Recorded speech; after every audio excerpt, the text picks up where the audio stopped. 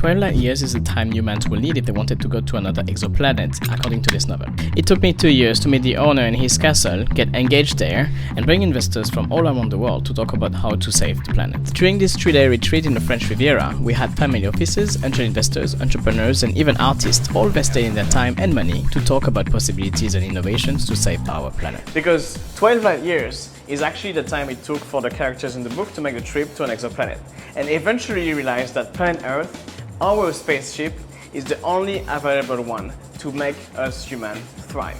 And I also believe the same thing with our real world. So how did this castle thing really begin? Let me take you back 2 years ago.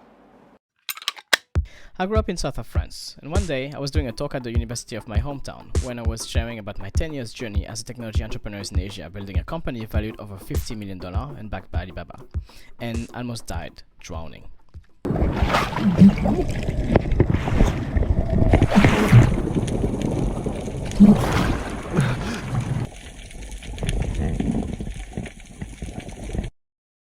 That day, I almost drowned because of a plastic bag while doing freediving. I don't know how or why I survived, but when I came through, I hated plastic. So I started to look for people trying to get rid of them. And what I found were not only people solving the plastic problem, but getting rid of all the climate-related problems with entrepreneurship. And with that, I got back a lot of faith in humanity and myself. That was during the pandemic, and I just exited my company. So within the next 6 months, I Zoom called more than 200 climate tech founders and investors. Then I found this book, 12 light years away, written by French multimillionaires who had just bought a castle in my hometown. You see, in this book, the utopia and humanity's salvation is not being found on Mars or somewhere in a new solar system, but in our world, if human works together to save our one and only viable home.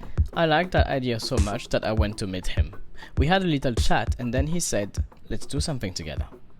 That something together became a climate investor retreat in his very castle.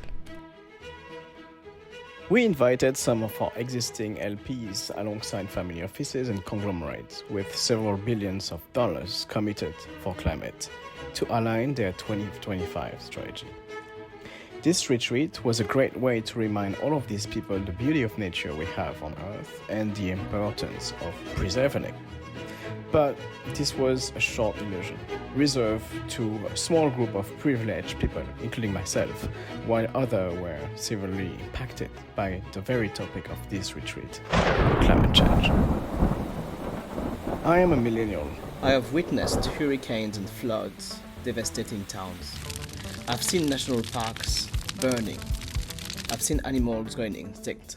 Heatwave killing my grandparents. It does not matter if climate change is induced by human activity or not.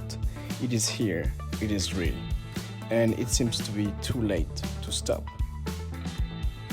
But the future does not look doomed if we adapt to climate change. Not if we adapt our homes, our cities, our institutions to the climate change era. And no human in history had as much technology and financial power to make this happen than you, right now. There are thousands of entrepreneurs working days and nights to make that happen within their climate solution. Writing my book, I have met some of them. With our Atlas Climate Coalition, I have gathered them. And with our Atlas Fund, we can enable them to save our future. We can still turn this planet into an utopia. This is much easier than sending people on Mars.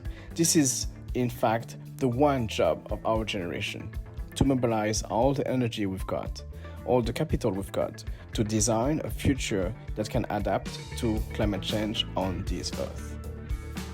We're all here today for one reason. We believe that our generation can use technology and money to solve problems. Well, I say let's do this. Let's walk the talk together, starting today.